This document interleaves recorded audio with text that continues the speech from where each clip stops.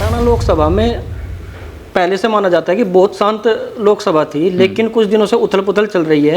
कैराना में बताने के लिए बहुत कुछ है। लड़कियों को उठाकर गैंगरेप किया गया, जो स्कूल थे उन पर कब्जे कर लिए गए, लड़कियों के साथ किस तरीके छेड़छाड़ होती थी। तो भाई फिर वो परिवार पलायन ना करें, अपनी बेटे को घर ना बिठाए, तो फिर और क्या करेंगे। अभी आपने जिक्र किया प्रदीप चौधरी जी का, और अगर लोगों से मिलते हैं तो बहुत सारे लोग बोलते हैं कि प्रदीप चौधरी जो है वो किस्मत की राजनीति करते हैं। मुकेश चौधरी जी 2027 में नकुड़ विधानसभा से जीत पाएंगे एक आसन, और वो मुस्लिम भी हैं।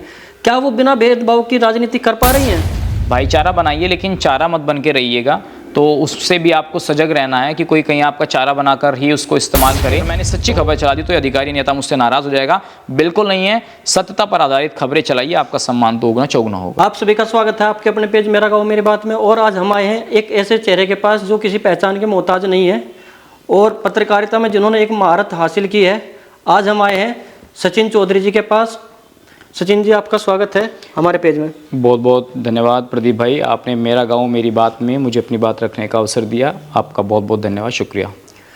सचिन भैया, हमारे कुछ सवाल आपसे हैं, राजनीतिक सवाल भी हैं, कुछ किसानों से जुड़े हुए सवाल हैं, कुछ आपके खुद के भी आपसे जुड़े हुए सवाल हैं जी। तो मेरा सबसे पहला सवाल आपसे यही है कि आपने पत्रिका थी ये कहाँ से शुरू की और प्रेरणा कहाँ से मिली?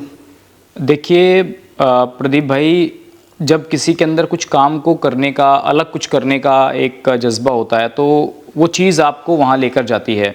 तो हम लोग रेनबो स्कूल में पढ़े, फर्स्ट से लेकर 12th तक, जो इंग्लिश मीडियम स्कूल है सहारनपुर में। बहुत उस समय स्कूल की बहुत मान्यता थी, तो हम लोगों ने वहाँ पर पढ़ाई की। तो 12th जब हम लोग कर रहे थे, 10th से 12th का जो समय होता है वो एक ऐसा समय होता है कि आपको चुनना होता है कि आपको बायोलॉजी लेनी है या फिर आपको आगे कौन से फील्ड में जाना है, फिज़िक्स, केमिस्ट्री, मैथ्स, या फिर उसके बाद आपको जैसे बीकॉम करते हैं लोग या फिर एमबीए करते हैं उस फील्ड में जाना है। तो हमें ऐसा लगता था कि बीटेक वगैरह या ये जो चीज़ें हैं, ये तो मुझे लगता है कि सभी लोग जनरल तौर पर उस वक्त कर रहे थे, हर किसी की एक इच्छा थी। तो 3 क्षेत्रों में मेरा मतलब काम करने का था कि भविष्य में बनाया जाए, जिसमें एक पत्रकारिता थी, एक राजनीति और एक यूपीएससी। तो उस समय यूपीएससी की गाइडेंस इतनी नहीं मिल पाई, तो फिर उससे आगे का स्टेप राजनीति हुआ कि तो राजनीति में उस वक्त ऐसा कुछ लग नहीं रहा था, ना इतनी जानकारी थी कि राजनीति क्या होती। लेकिन जैसा परिवार में कैसा माहौल था राजनीति का, लोगों से मिलना जुलना, क्योंकि हमारे जो नाना जी हैं वो 3 बार एमएलए रहे हैं, तो उस दौरान मामा जी के यहाँ जाना आना होता था। तो वहाँ से अपने नाना जी को लोगों की सेवा करते देखा, और राजनीति में कैसे विधायक बनकर उन्होंने विकास पुरुष जैसा एक लोगों से एक जो श्रेय लेने का काम किया, वो उनकी मेहनत, ईमानदारी और लगन से जो उन्होंने हासिल किया, उससे हमें प्रेरणा राजनीति की तरफ मिली। लेकिन फिर ऐसा लगा कि कहीं दिशा भ्रमण ना हो जाए, ये पढ़ने का वक्त है, राजनीति का नहीं। तो फिर तीसरा जो मुझे पायदान लगा वो मुझे पत्रकारिता लगा, जिसमें मुझे ये महसूस हुआ कि नहीं, पत्रकारिता भी लोकतंत्र का ही चौथा स्तंभ है, जिसमें अगर आप जुडिशरी देखेंगे या ब्यूरोक्रेसी देखेंगे या फिर पॉलिटिक्स को देख लें और फिर पत्रकारिता, तो यहाँ से मुझे ऐसा लगा कि हम लोकतंत्र के उस चौथे स्तंभ के साथ जुड़ें। फिर उसकी कुछ जानकारियाँ जुटाई गई, फिर हम लोग दिल्ली पहुँचे। दिल्ली हमने 2008 में आइजोम्स, जो न्यूज़ 24 आज भी बहुत लोकप्रिय चैनल है, तो वहाँ उसमें एडमिशन लिया, 3 साल की डिग्री की। 2012 में फिर पहली जॉब की वहीं पर ही न्यूज़ चैनल्स में। तो ये सिलसिला 2019-20 तक ऐसे ही चलता रहा। तो अब आपसे एक सवाल है कि आप एक राजघराना से जुड़े हुए हैं और आपकी जो पत्रकारिता है इस पर कोई इफेक्ट पड़ा है उस चीज़ का? देखिए, 2 तरीके की विचारधाराएं मौजूदा दौर में प्रदीप भाई काम कर रही हैं। एक लेफ्ट विंग है और एक राइट विंग है। लेफ्ट विंग उसे कहते हैं जो देश के अंदर है, बहुत से लोगों को जानकारी नहीं होगी। लेफ्ट विंग वो है जो देश की सरकार को, चाहे वो प्रदेश की सरकार हो, मैं बीजेपी की बात करूंगा, उत्तर प्रदेश की सरकार हो, मध्य प्रदेश की हो, छत्तीसगढ़ की हो या उत्तराखंड की हो, जहां बीजेपी रूल कर रही है, वो पत्रकार बीजेपी के हर काम में कमियां ढूंढने का काम करते हैं। हर काम को इस एंगल से ढूंढते हैं कि देश के अंदर हिंदू मुस्लिम की सियासत हो रही है, जो कुछ भी बात आ जाएगी तो हिंदुस्तान पाकिस्तान इस तरीके की एक विचारधारा है, जिनमें आप अजीत अंजुम जी का नाम जोड़ लीजिए, रविश कुमार, साक्षी जोशी, अभिषार शर्मा, पुण्य प्रसून वाजपेयी, ऐसे बहुत पत्रकार हैं जो आशुतोष, और मतलब एक लंबी फेरिस्त है। तो वो तो हो गया लेफ्ट विंग। एक हो गया राइट विंग, जो देश के अंदर अच्छी चीज़ें हो रही हैं, जिनको लोग कहते हैं कि हाँ ये बीजेपी के पत्रकार हैं, अगर वो अच्छा दिखा रहे हैं, सही बात कर रहे हैं, तो बीजेपी के पत्रकार हो गए। तो मैं ये पूछना चाहता हूँ, जो लोग ये कहते हैं कि आपका संपर्क उस परिवार से है, तो मैं ये पूछना चाहता हूँ कि अजीत अंजुम जी का रिश्ता राहुल गांधी से क्या पारिवारिक है? क्या रवीश कुमार जी का रिश्ता सोनिया गांधी से पारिवारिक है? क्या साक्षी जोशी या विशाल शर्मा, इनका रिश्ता अखिलेश यादव जी से है? क्या जो और आशुतोष जी हैं या और पत्रकार हैं जो, क्या उनका रिश्ता नीतीश कुमार से है या फिर लालू प्रसाद यादव से है? तो ये एक कहने की बात है कि आपका रिश्ता वहाँ है तो आप ऐसा काम कर रहे हैं।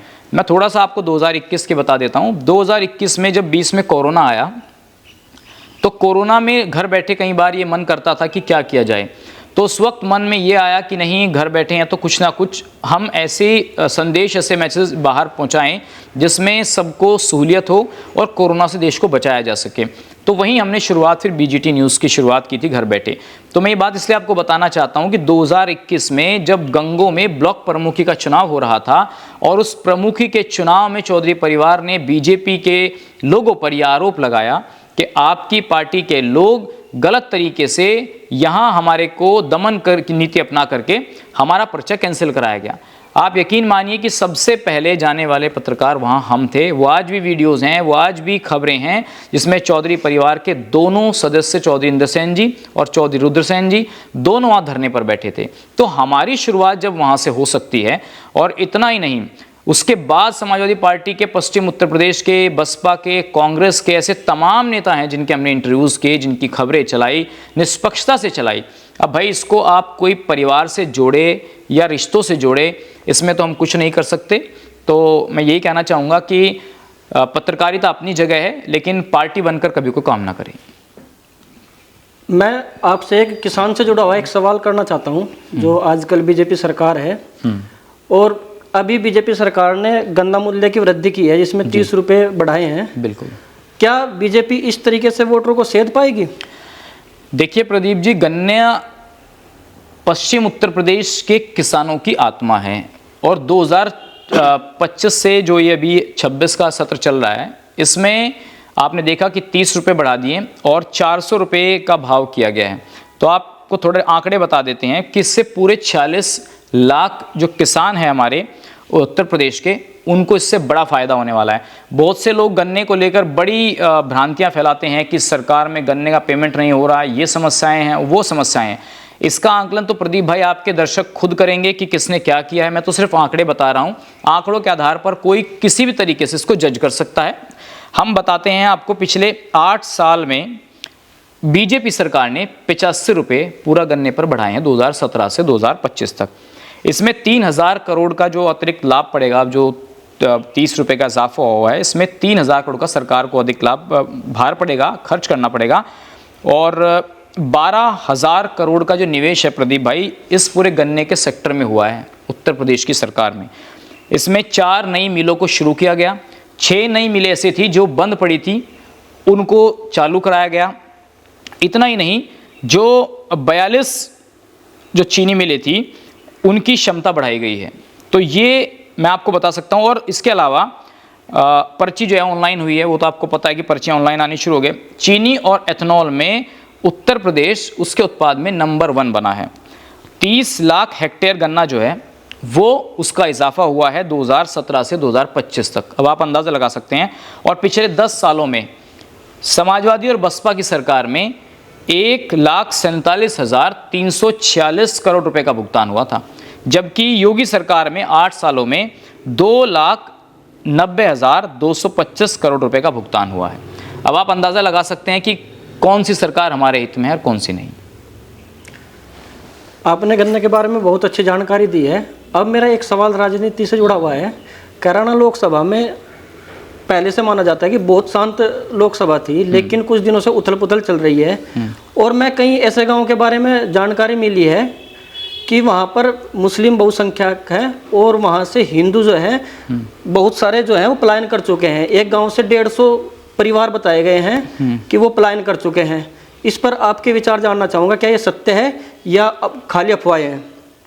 देखिए 2015 में जब बीजेपी की सरकार देश में आई और 2012 से 2017 के बीच समाजवादी पार्टी उत्तर प्रदेश में शासन कर रही थी, तो आप देखेंगे कि अकेले 2015 में जो बाबू हुकम सिंह जी थे, कैराना से सांसद थे, तो उन्होंने 346 हिंदू परिवारों के पलायन का जिक्र किया था। उसमें से कुछ चीज़ें ऐसी निकल कर के सामने आई कि भाई कुछ लोग तो काम की तलाश में बाहर चले गए, कुछ लोगों को वाकई में कुछ लोगों की बढ़ती गुंडागर्दी की वजह से पलायन करना पड़ा। लेकिन मैं पूछना चाहता हूं कि अगर लोग काम को लेकर भी पलायन कर रहे थे और वहां रोजगार की सुविधाएं नहीं थी, सुरक्षा नहीं थी, तो उसकी जिम्मेदारी क्या कानून व्यवस्था की जिम्मेदारी प्रदेश सरकार की नहीं होती? चाहे वो बीजेपी के राज में पलायन हो, चाहे समाजवादी के राज में हो, चाहे बसपा के राज में हो। तो ये तो सरकारों को देखना है कि उनके राज में पलायन हो रहा है तो क्यों हो रहा है। और ये बात किसी से छिपी नहीं है कि पश्चिम उत्तर प्रदेश के कैराना से वाकई में पलायन हुआ था, इसमें कोई दो राय नहीं है। चाहे उसे धर्म के आधार पर ले लीजिए, चाहे वो कर्म के आधार पर ले लीजिए, तो पलायन हुआ है। खासकर मैं तो कैराना का जिक्र करूँगा। कैराना के अंदर किस तरीके से जो व्यापारी वर्ग है उससे रंगदारियाँ मांगी जा रही थी, उससे वहाँ पर आप देख सकते हैं कि बाकायदा उनकी हत्याएँ की गई। तो तमाम ऐसे प्रकरण हुए प्रदीप भाई जो कैराना में बताने के लिए बहुत कुछ है। लड़कियों को उठाकर गैंग रेप किया गया, जो स्कूल थे उन पर कब्जे कर लिए गए, लड़कियों के साथ किस तरीके छेड़छाड़ होती थी। तो भाई फिर वो परिवार पलायन ना करें, अपनी बेटे को घर ना बिठाए, तो फिर और क्या करेंगे वो। चलो ये बात भी आपने बहुत अच्छे तरीके से समझाई है और बताई है। अब हम सहारनपुर में बैठे हैं और यहाँ की लोकसभा से सांसद जो है इमरान जी हैं, और इमरान जी ऐसे नेता हैं जो हमेशा चर्चा में रहते हैं जी। आप उनको कैसे नेता मानते हो? इमरान मसूद साहब जो हैं, जितना मैं उनको देखता हूँ, बड़े मैं करीबी रहा हूँ उनके, और उनके इंटरव्यूज़ वगैरह हम लोग करते रहते हैं। उनके परिवार से भी मेरा बहुत आत्मीयता का रिश्ता है। तो इमरान मसूद साहब जो दिखते हैं वैसे है नहीं, और उनकी छवि कई बार या तो बना दी जाती है या वो कई बार इस तरीके के बयान दे देते हैं जिससे कंट्रोवर्सी खड़ी हो जाती है। जिसमें अपने लेटेस्ट देखा होगा, हमास और भगत सिंह की तुलना उन्होंने एक पॉडकास्ट में की, और उसके बाद शाम तक उन्होंने उसको कंडेम भी कर दिया कि नहीं, किसी की तुलना किसी से नहीं हो सकती। कल उन्होंने कहा कि चाहे नाक रगड़ कर माफ़ी मांगनी पड़े तो मैं नाक रगड़ने के लिए भी तैयार हूँ। उससे पहले जब आपने चुनाव देखा था लोकसभा की, मेरा तो ये हाल आप लोगों ने कर दिया। तो जानबूझकर वो नहीं करते हैं। बाय नेचर बहुत अच्छे इंसान हैं और सबको मुझे लगता है कि साथ लेकर चलने वाले इंसान हैं। और काजी परिवार तो आपको पता ही है कि कहीं ना कहीं हिंदू मुस्लिम एकता का ज़िले के अंदर प्रतीक है, उसमें कोई दो राय नहीं है। जितने ज़्यादातर हिंदू नेता हैं, हम भी देखते हैं भाई कि काजी परिवार के यहाँ से निकले हुए संजय गर्ग जी हैं, मास्टर कृपाल जी हैं, प्रदीप चौधरी जी हैं, नरेश सैनी जी हैं, धर्म सिंह मौर्य जी हैं। एक लंबी चौड़ी फहरिस्त है जो काजी परिवार के यहाँ जिन्होंने राजनीति उनके साथ मिलकर की है। तो काजी रशीद मसूद साहब खुद एक सेकुलरवाद का बड़ा चेहरा रही हैं ज़िले के अंदर। उनके रहते कभी मेरे को तो ऐसा नहीं लगा, ना हमने कभी सुना कि कोई हिंदू मुस्लिम वाली बात कभी हुई होगी। हाँ, इमरान मसूद कुछ ऐसे बयान ज़रूर दे देते हैं जो कंट्रोवर्सी बन जाती है जिनको लेकर के। तो मैं ये कहूँगा कि इमरान मसूद वैसे दिल के बहुत अच्छे हैं और चाहते हैं कि भाई अपने क्षेत्र का विकास हो, लेकिन जो बयान वो देते हैं कई बार वो उनकी राजनीतिक मजबूरियां भी हो जाती हैं। और देखिए उनका वोट बैंक मुस्लिम वोट बैंक है, तो सबसे पहले जो नींव की ईंट होती है उसको सही सलामत रखना, उसका बेस मजबूत करना, वो सबसे बड़ी ज़रूरी बात है। लेकिन काजी परिवार अच्छा परिवार है राजनीति में, इसमें कोई दो राय नहीं है। अभी आपने जिक्र किया प्रदीप चौधरी जी का, और अगर लोगों से मिलते हैं तो बहुत सारे लोग बोलते हैं कि प्रदीप चौधरी जो है वो किस्मत की राजनीति करते हैं। देखिए प्रदीप भाई, दुनिया में और हमें जब हम जन्म लेते हैं तो सब कुछ हमें भाग्य से ही मिलता है, किस्मत से ही मिलता है, सब कुछ ईश्वरीय कृपा से ही मिलता है। और अगर कोई ये कहे कि नहीं मैं तो अपने मेहनत के दम पर पा रहा हूँ या मैं तो और तरीक़ों से पा रहा हूँ, तो ये हमारे मन को संतुष्ट करने वाली बात है। हाँ, मेहनत से मिलता है, कर्म तो करना ही पड़ेगा। सनातन में भी कर्म को बहुत अहम जगह दी गई है। तो हमारा तो सनातन धर्म ही कर्म प्रधान है, हमारे यहाँ तो कर्म को ही महत्व माना गया है। कर्म और धर्म ये एक दूसरे से जुड़े हुए हैं। तो अब कुछ लोग ये कहते हैं कि भाई अरे उन्होंने अच्छे कर्म किए होंगे तभी वो एक ऐसे महान आत्मा के घर उनका जन्म हुआ जिनके पिताजी को लोग विकास पुरुष के नाम से आज भी जानते हैं। उनकी आत्मा आज भी गंगो विधानसभा, नकुड़ विधानसभा में बसती है। उनको तो गए हमारे बीच से इतने वर्ष बीत गए हैं, लेकिन वो तो आज भी हमारे बीच जिंदा हैं। तो ऐसे शख्स के यहाँ, ऐसे इंसान के यहाँ, ऐसे पुण्य आत्मा के यहाँ प्रदीप चौधरी जी का जन्म हुआ। मुझे तो लगता है कि उनके पदचिन्हों पर चलकर ही वो उनके विचारों को आगे बढ़ाने का काम कर रहे हैं, और उनके अच्छे भाग्य होंगे तभी उन्होंने 3 बार विधायक और एक बार सांसद बनने का गौरव हासिल किया। अब आप मुझे ये बताइए, लोग तो ये भी कहते हैं कि कीरत सिंह जो हैं वो भी भाग्य का खा रहे हैं, मुकेश चौधरी हैं वो भी भाग्य का खा रहे हैं, भाई देवेंद्र नीम हैं वो भी भाग्य का खा रहे हैं, उन्हें पहले कोई नहीं जानता 2017 से पहले। कुंवर ब्रजेश सिंह हैं, उन्हें 2017 से पहले कोई नहीं जानता था। तो ये एक ऐसा नैरेटिव बना दिया जाता है कि वो तो भाग्य का खा रहा है। हर इंसान अपने भाग्य का ही खाता है। हमारे इस्लाम के मानने वाले लोग भी ये कहते हैं कि इज़्ज़त और ज़िल्लत तो सब अल्लाह के हाथ में है। तो यही हमारे यहाँ विधान है कि जीवन, मृत्यु, धन, लाभ, हानि, ये सब ईश्वर अधीन है। और कोई यदि इसको ये कहे कि वो किस्मत का खा रहा है, वो किस्मत का नहीं खा रहा है, तो मुझे लगता है कि जो लोग तरक्की या जो लोग बराबरी नहीं कर सकते, फिर वो लोग आपको क्रिटिसाइज करते हैं, उनके पास कोई ऑप्शन नहीं बचता। अभी आपने मुकेश चौधरी जी का नाम लिया और नकुड़ विधानसभा का भी नाम लिया है, तो मेरे मन में एक सवाल आया है, मुकेश चौधरी जी 2027 में नकुड़ विधानसभा से जीत पाएंगे? देखिए, मुकेश चौधरी जी ने जहां राजनीति सीखी है वो मुझे शायद बताने की ज़रूरत नहीं है, और किसको वो अपना आदर्श और किसको अपना गुरु मानते हैं ये भी पूरे ज़िले को पता है। और उसी नकुड़ विधानसभा से वो पहली बार विधायक बने हैं जिनको वो अपना आदर्श, अपना गुरु मानते हैं। आप उनके घर पर जाएंगे तो आज भी बहुत बड़ी एक तस्वीर मास्टर कंवरपाल जी की लगी हुई है, और वो अपने अनेकों भाषण में मास्टर जी को अपना राजनीतिक गुरु मानते हैं। तो मुझे लगता है कि वो मास्टर जी के पदों चिन्हों पर जो चलने का काम कर रहे हैं, और यदि आगे भी इसी ईमानदारी और मेहनत से काम करते रहेंगे तो निश्चित तौर पर बीजेपी से वो चुनाव जीतेंगे भी। और मेरी तो बस एक ही सलाह है कि जो उन्होंने मास्टर जी के विश्वविद्यालय में जो कुछ सीखा है उसको वो लगातार ऐसे इम्प्लीमेंट करते रहें, मिलनसार रहें, बिना भेदभाव के, सबका साथ, सबका विकास और सबके प्रयास जो उनकी पार्टी का नारा है उसको सकारात्मक तौर पर अपनाते हुए वो जनता के बीच रहें, तो निश्चित तौर पर वो चुनाव ज़रूर जीत जाएंगे। लेकिन थोड़ा सा उसमें दिक्कत ये है कि पिछली बार वो लगभग 300 साढ़े 300 वोटों से जीते थे, तो यदि मेहनत करेंगे तो इस बार मुझे लगता है कि और ज़्यादा अच्छे मार्जिन से जीत पाएंगे। नकुड़ विधानसभा का जिक्र आएगा तो कैराना लोकसभा का भी जिक्र आएगा। वहाँ पर जो अभी सांसद है, महिला सांसद है इकरा हसन, और वो मुस्लिम भी है, क्या वो बिना भेदभाव की राजनीति कर पा रही हैं? इकरा हसन के परिवार से भी मेरा पिछले 5 वर्षों से बहुत अच्छा रिश्ता, आना जाना हम लोगों का वहाँ रहा है।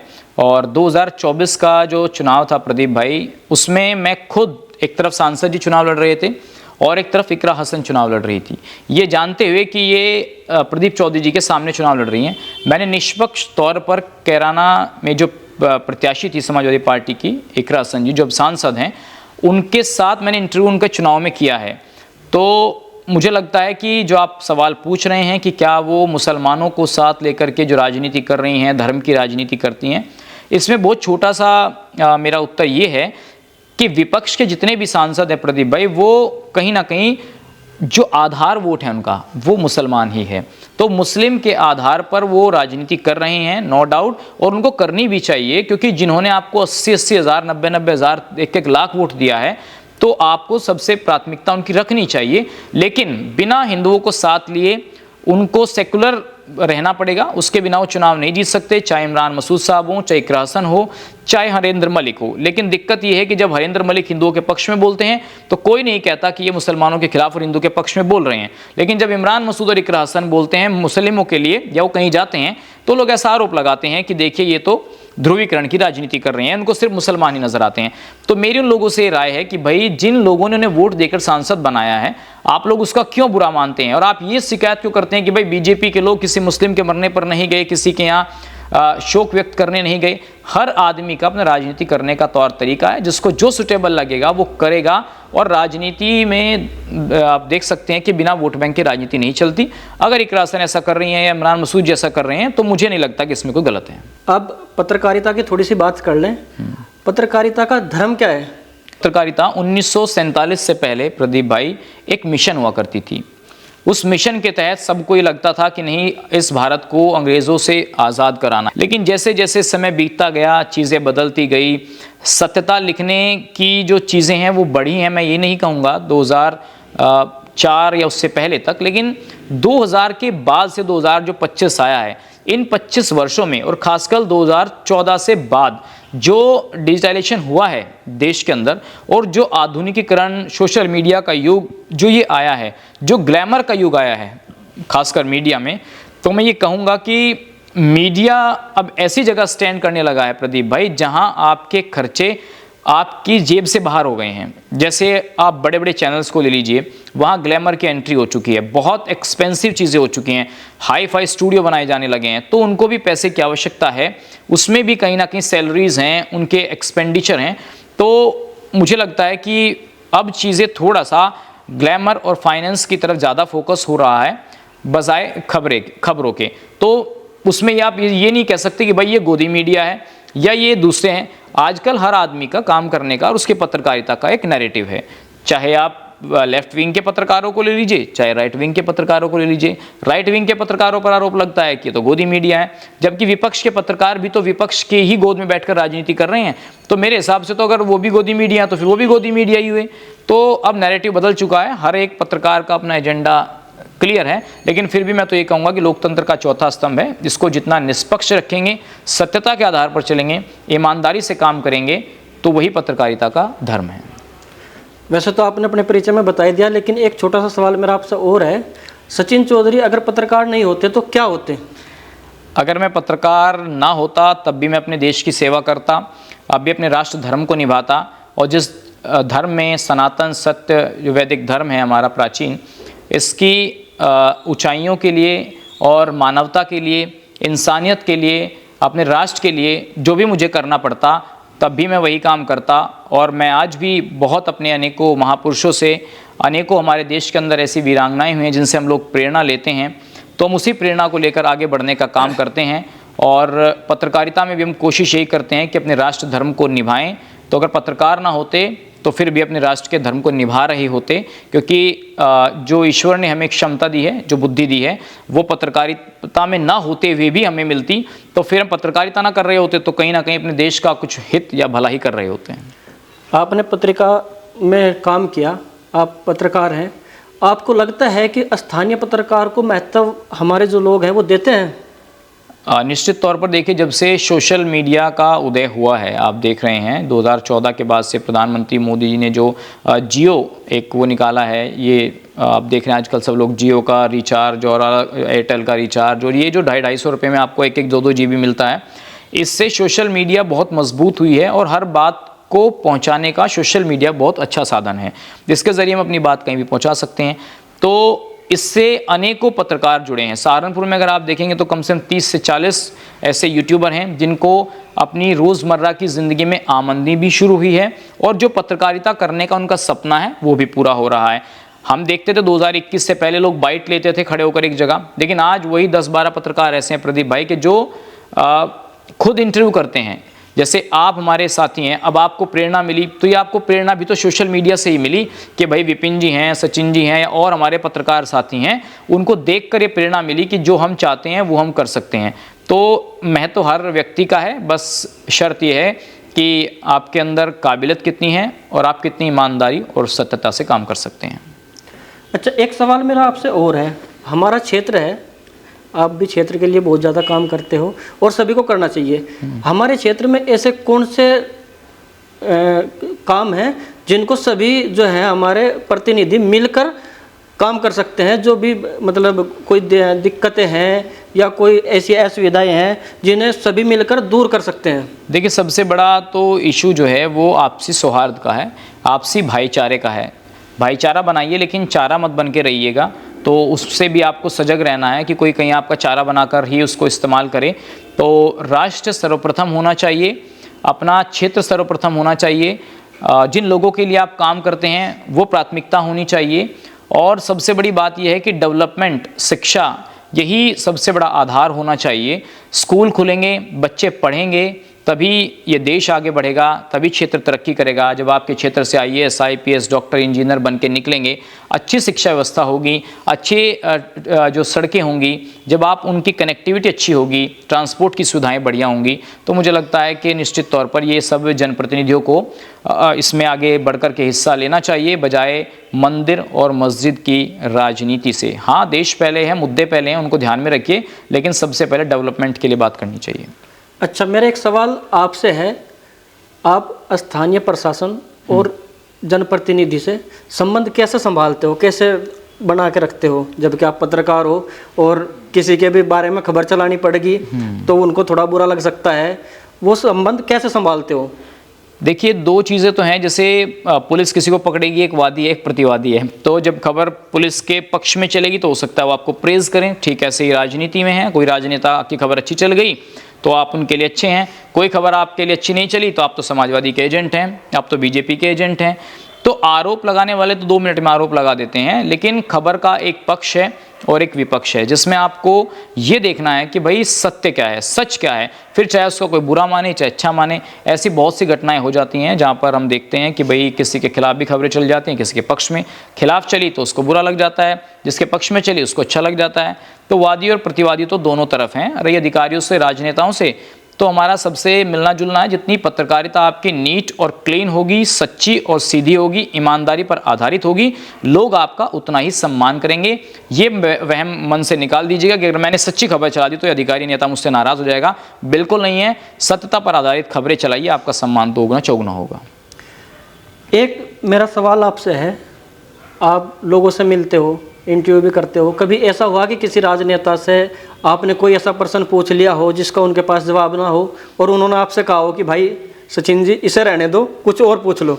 देखिए, 2021 में जब हमने अपने इंटरव्यूज़ की शुरुआत की थी प्रदीप भाई, तो उस टाइम बहुत से राजनेताओं को इतना तजुर्बा नहीं था कि भाई ऐसे सवाल लोग पूछते हैं या इतनी डेप्थ की नॉलेज रखकर भी कोई आपसे सवाल पूछ सकता है, क्योंकि यहाँ पहले कोई इंटरव्यूज़ करता नहीं था। हमने उसकी शुरुआत 2021 में की, तो उस टाइम तो लोगों ने इंटरव्यू दे दिया, लेकिन उसके बाद जब हम दोबारा उनके पास गए तो बहुत से राजनेताओं ने कहा कि भाई क्या पूछोगे, तो उसमें कई बार जिक्र आ जाता है कि यार ये सवाल मत पूछना, या परिवार को लेकर मत पूछना, क्षेत्र की राजनीति से जुड़ा हुआ सवाल मत पूछना। तो उनके अलग अलग मुद्दे हैं। अब ठीक है, कई बार हम कोशिश करते हैं कि भाई सत्यता के आधार पर जो भी हमें लगे, जो जनता सुनना चाहती है वो पूछें, लेकिन कई बार चीज़ें जिनका हम इंटरव्यू करने जाते हैं उन तक भी हमें सीमित रखनी पड़ती है। तो 1-2 सवाल होते हैं जो जिनके उत्तर वो नहीं दे पाते या जो उनके लिए थोड़ा मुश्किल होते हैं, उसके लिए वो स्विच करने के लिए बोल देते हैं। तो देखिए, इंटरव्यू करना है तो वो चीज़ें हमें माननी पड़ती हैं। तो देखिए प्रदीप भाई, हमारा सब परिवार ही है, यहाँ कोई स्वार्थ सिद्धि का काम तो हो नहीं रहा है। पश्चिम उत्तर प्रदेश के सभी राजनेताओं से, सभी परिवारों से हमारा डेली का मिलना जुलना है, दुख सुख में सब लोग मिलते हैं। तो यहाँ कोई टीआरपी की या खबरें निकलवाने की कोई स्वार्थ सिद्धि नहीं हो रही है, कोई टीआरपी के लिए चैनल नहीं चलाया जा रहा है। चैनल हम लोग चलाते हैं, पत्रकारिता हमारा शौक़ है, हमारा पैशन है, हमारा जज्बा है, और इस चीज़ को हम इसलिए करते हैं ताकि अच्छी चीज़ें समाज में पहुंचाई जा सके। खासकर हम पॉलिटिकल किस्सों पर ज़्यादा फोकस करते हैं। तो हमारा मकसद किसी के मुंह से गलत शब्द निकलवाकर उसको सुर्खियां बनाना, टीआरपी बटोरना नहीं है। हमारा मकसद सिर्फ अच्छी चीज़ों को समाज तक पहुंचाना है। आपने सभी सवालों का बहुत अच्छे से जवाब दिया और इसके लिए हम आपको बहुत बहुत धन्यवाद करते हैं। हमारा एक लास्ट है कि हमने एक पेज शुरू किया है, मेरा गाँव मेरी बात, और इसमें हम उन लोगों से मिलना चाहते हैं जो अभी भी समाज से अनछुए लोग हैं और समाज के लिए बहुत ज़्यादा काम करते हैं। जी। आपसे मिलकर बहुत ज़्यादा खुशी हुई कि आपने हमें इतना महत्व दिया, हमको बुलाया और हमारे पास आकर आपने अपनी बातों को बहुत अच्छे तरीके से बताया। तो थोड़ा सा हमारे पेज के लिए एक कोई भी मतलब अपनी तरफ से 2 लाइनें। निश्चित तौर पर प्रदीप भाई, आपने जो काम शुरू किया है, आप अपना प्रोफेशनल जो है आपका बैंकिंग का काम है, मुझे बड़ी खुशी हो रही है कि आप बैंकिंग के काम करते करते आपने लोगों के दिल और दिमाग को जानने की कोशिश की। आपने जो पेज बनाया है मेरा गांव मेरी बात, तो गांव यही सपना देश के प्रधानमंत्री रहे चौधरी चरण सिंह ने देखा था, और यही सपना देश के बड़े लोगों ने देखा, और उनका यही मानना था कि जब तक मुख्य धारा में गांव के लोग नहीं जुड़ेंगे, चाहे वो देश की संसद हो, चाहे देश की विधानसभाएं हों, या पत्रकारिता हो, या ब्यूरोक्रेसी हो, जब तक देश के अंदर गांव से जुड़े लोग इस सेक्टर में नहीं आएंगे तब तक देश तरक्की नहीं कर सकता। और हमें बड़ी खुशी होती है ये बताते हुए कि आज हमारे समाज के, हमारे परिवारों के कई बच्चे पत्रकारिता क्षेत्र में काम कर रहे हैं, जिसमें तमाम हमारे बिरादरियों के बच्चे हैं अलग अलग। तो बड़ी खुशी होती है उन लोगों को देख करके, और आपने जो ये पेज शुरू किया है इसके लिए बहुत सारी शुभकामनाएं मैं आपको देता हूं, और आपको ये विश्वास दिलाता हूं आपके दर्शकों को कि मेरे लिए कभी भी कोई बात ऐसी आएगी तो निश्चित तौर पर हम आपके लिए तन मन धन से समर्पित रहने का काम करेंगे। अच्छा, एक आखिरी 2 शब्द आपके होने चाहिए हमारी जनता के लिए, हमारे दर्शकों के लिए, और जो आजकल भाईचारे को ख़त्म करने के लिए लोग बाग काम कर रहे हैं, उसके लिए 2 शब्द आपके या 2 लाइनें में आप थोड़ा सा एक संदेश। हाँ बिल्कुल, देखिए प्रदीप भाई, हमारा मकसद, हमारा जो है सबसे बड़ा राष्ट्र है। राष्ट्र सर्वोपरि होना चाहिए, देश सर्वप्रथम होना चाहिए। ऐसा नहीं होना चाहिए कि हम रहेंगे तो इस देश में और हमारी निगाहें कहीं और रहेंगी। हम जहाँ रहते हैं हमें वहीं की बात सोचनी और समझनी चाहिए, और सबको ये कोशिश करनी चाहिए कि इस देश को, क्योंकि ये विभिन्नताओं का देश है, यहाँ धर्म तो एक ही है, मैं यही कहूँगा, लेकिन सबकी पूजा पद्धति अलग अलग हो सकती है। किसी का मज़हब कुछ हो सकता है, किसी अलग तरीके से पूजा पद्धतियाँ हो सकती हैं। सबका सम्मान करते हुए और इस देश को अपना मानते हुए, सरकारें आएंगी, सरकारें जाएंगी, देश रहना चाहिए। ये बात तो पूर्व प्रधानमंत्री अटल बिहारी वाजपेयी जी ने भी कही थी कि किसी भी तरीके से धार्मिक उन्माद ना हो, इतना ना हो गिले शिकवे कि जब आप ऐसी बात किसी को ना कही जाए कि जब दोबारा मिले तो आंख मिलाने में शर्मिंदगी हो। तो ऐसा काम ना करें, ऐसे चीज़ों से परहेज़ करें। तो मेरा आपके चैनल के माध्यम से सबको यही संदेश है कि हमें अपने देश के बारे में सोचना चाहिए, और हमारे समाज की तरक्की कैसे होगी, उसमें सर्व धर्म सर्व जाति के लोग आते हैं, उसकी तरक्की कैसे होगी, हमें अपने क्षेत्र, अपने समाज और अपने देश के बारे में यही सोचना चाहिए। देश की तरक्की से ही हर व्यक्ति, हर समाज की तरक्की होती है। आपने हमारे सभी प्रश्नों का बहुत अच्छे से जवाब दिया, और हम अगर हमारे किसी दर्शक ने कोई भी प्रश्न आपसे पूछा हमारे पेज के द्वारा, तो हम आपसे आज्ञा चाहते हैं कि दोबारा फिर आपसे मिलें और उस प्रश्न को आपके सामने रखें, और उसका आप जिस तरीके से ये उत्तर दिए उसी तरीके से आपका उसका उत्तर दें। और आपका बहुत बहुत धन्यवाद। नमस्कार। बहुत बहुत धन्यवाद।